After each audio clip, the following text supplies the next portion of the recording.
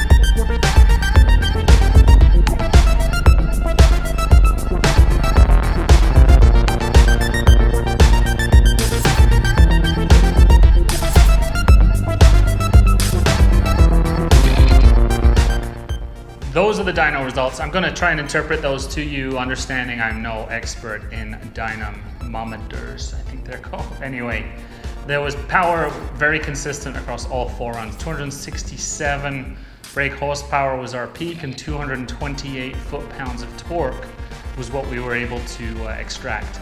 This particular dyno is an Australian dyno. I'm not sure what they do down under differently. These are 8.5-inch knurled rollers, and they are load-based rollers. So this is more of a tuning dyno. Anyway, what that means is a 25% powertrain loss on a two-wheel drive vehicle. I'll put a link below for any other details for you data nerds that want to check that out a little bit more closely. Next steps will be to add the plenum throttle body as well as the exhaust and put it on the dyno, and then we'll also do a tune and put it on the dyno. So there'll be two more sets of results. And now, after today, we have our baseline of what to expect. Extrapolating out from that 267 on a 25% loss basis, we're right in the 320s, which is in line with stock numbers for the horsepower of this vehicle, the 9872 Boxster Spyder vehicle. So, hopefully this was useful and entertaining. Hang tight for some more Dirty Hands videos coming up shortly. Thanks for checking in.